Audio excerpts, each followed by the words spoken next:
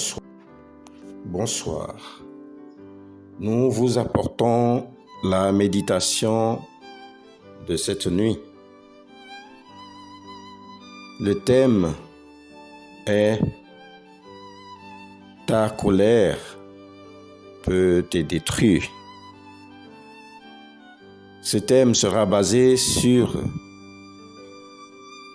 l'épître de Paul aux Éphésiens, au chapitre 4, le verset 26.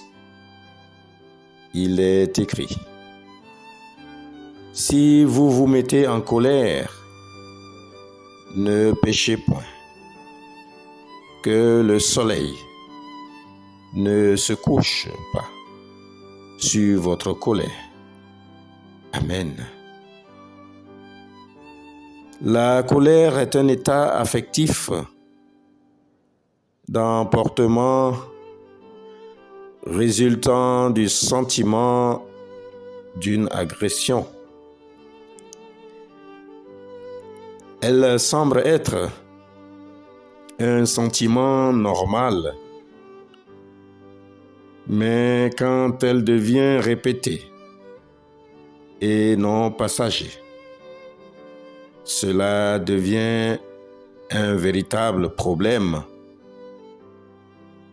pour celui qui est en colère et pour ceux qui sont autour de lui. L'exhortation de l'apôtre Paul aux croyants d'Éphèse touche leur conduite sur un sentiment certes normal, car même Jésus a connu une sainte indignation contre les pharisiens qui voulaient le piéger et qui voulaient voir s'il pouvait guérir l'homme à la main sèche le jour du sabbat. Dans Marc, au chapitre 3, le verset 5. À l'instar de Jésus, la colère de l'homme est un penchant naturel. Ce sentiment humain, contrariant, peut devenir néfaste pour nous si nous ne comprenons pas que cela puisse constituer une porte dérobée au diable pour nous entraîner dans des actions qui n'honorent pas notre Dieu, et plus tard, qui peut nous entraîner dans le péché. La colère a des effets beaucoup plus graves que la cause de la colère elle-même.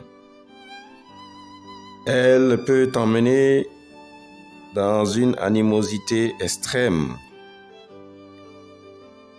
Elle peut t'amener dans la violence.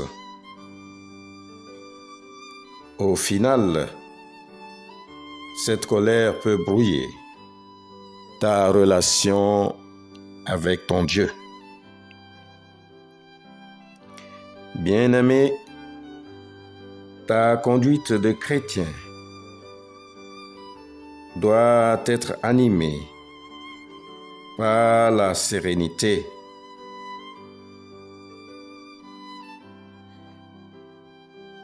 Alors, ne laisse pas la colère constituer une occasion de chute pour ta marche avec le Christ.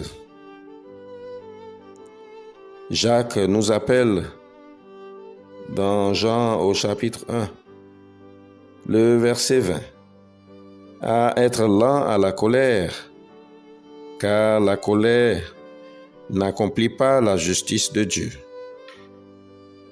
Ma sœur, mon frère, lorsque ton cœur vient à être troublé par la colère, il faut mettre de l'ordre immédiatement. Et il ne faut pas laisser ce sentiment troubler ta relation avec Dieu. Gardes-tu ta colère plus d'une journée? Si ta réponse est oui,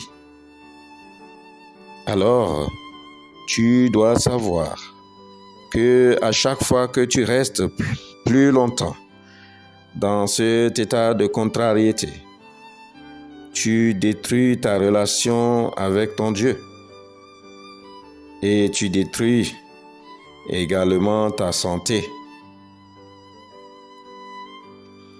Se décharger le plus tôt de la colère lorsqu'elle survient en vous est un moyen d'être en parfaite intégrité avec l'Éternel, afin qu'il déverse sur vous des bénédictions infinies. Amen. Prions pour que Dieu nous garde de tout sentiment qui pourrait nous éloigner de lui. Seigneur Jésus, nous voulons te dire merci pour cette journée. Nous voulons te dire merci pour nous avoir gardés de tout mal.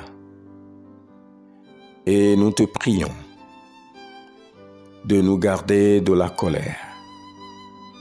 Nous te prions, Seigneur Jésus, de nous garder de l'emportement qui pourrait constituer une pierre d'achoppement sur notre chemin avec toi. Shalom.